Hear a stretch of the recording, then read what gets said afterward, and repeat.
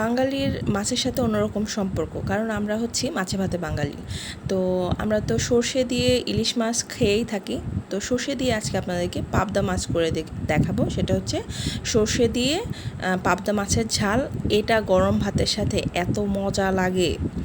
তো এটার জন্য প্রথমেই আমি একটা মশলা করে নিচ্ছি। সেখানে 2 চামচ আমি সাদা সরিষা দিলাম আর 1 চামচ কালো সরিষা দিচ্ছি। এগুলোকে খুব ভালো করে বেছে নেবেন, নাহলে এটার মধ্যে কিন্তু ছোট ছোট দানা থাকে ময়লার, তো ওগুলো বেছে ফেলে দিতে হবে।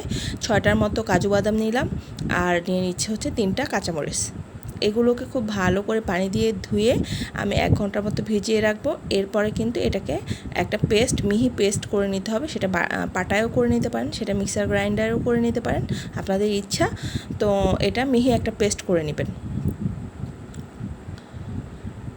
এরপরে আমি পরবর্তী স্টেপে চলে যাচ্ছি। সেটার জন্য আমি এখানে মাছ নিয়ে নিয়েছি। মাছগুলোকে খুব ভালো করে পরিষ্কার করে ধুয়ে পানি ঝরিয়ে নিয়েছি, দেখতেই পাচ্ছেন। আর মাছগুলোর সাইজগুলো একটু বড় বড়। এখন এগুলোকে একটু ম্যারিনেট করব। সেটা হচ্ছে সামান্য হলুদের গুঁড়া দিয়ে দিচ্ছি, সামান্য মরিচের গুঁড়া দিয়ে দিব, 1 চামচ মতো সরিষার তেল দিচ্ছি, আর সামান্য একটু লবণ দিব। দিয়ে এই মাছগুলোকে খুব ভালো করে ম্যারিনেট করে আমি 10 থেকে 15 মিনিটের জন্য রাখছি। যেহেতু নরম মাছ, খুব বেশি টাইম রাখার দরকার নেই। তো সব দিকে মশলাটা ভালো করে মাখিয়ে 10 থেকে 15 মিনিটের জন্য রেখে দিচ্ছি। এরপরে আমি চুলায় চলে যাচ্ছি। এখানে আমি তেল দিয়ে দিলাম। দিয়ে তেলটা একটু গরম হয়ে আসলে মিডিয়াম টু লো হিটে রেখে আমাকে এই মাছগুলো ভেজে নিতে হবে। বেশি হিটে ভাজলে কিন্তু এই মাছগুলো ফুটে, তো চেষ্টা করবেন লো হিটে এগুলোকে ভাজতে। আর উল্টে দেওয়ার সময় অবশ্যই খেয়াল রাখতে হবে, নাহলে কিন্তু মাছগুলো ভেঙে যেতে পারে। চাইলে কিন্তু আপনি 2টা খুন্তি ইউজ করেও এই মাছ উল্টানো কিংবা উঠানোর কাজ করতে পারেন। তো 2 পাশে সামান্য করে ভেজে আমি উঠিয়ে নিচ্ছি। আমার মাছ ভাজা কিন্তু শেষ। এখন অপর একটা প্যানে আমি আবারও সরিষার তেল দিয়ে দিচ্ছি। আর সরিষার তেলেই কিন্তু স্বাদটা খুবই ভালো আসে।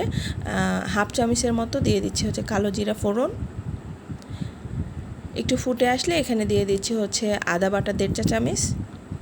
এগুলোকে একটু ভেজে নিয়ে এখানে দিয়ে দিব হচ্ছে তেলের উপরেই হলুদ গুঁড়া আর মরিচ গুঁড়া,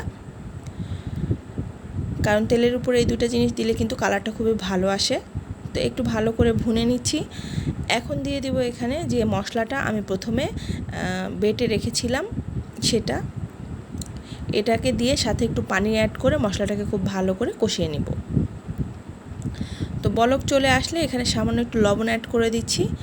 দিয়ে লবণটা অবশ্যই কিন্তু অ্যাডজাস্ট করে দিবেন, কারণ আগেও আমরা কিন্তু মাছে লবণ ইউজ করেছি।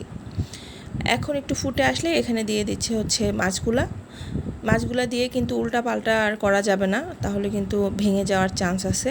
তো জাস্ট হাতাটা ধরে একটু নাড়িয়ে দিবেন, তাহলেই কিন্তু মশলাটা উপর নিচ হয়ে যাবে। আর চুলার হিটটা মিডিয়াম টু লোতেই রাখবেন।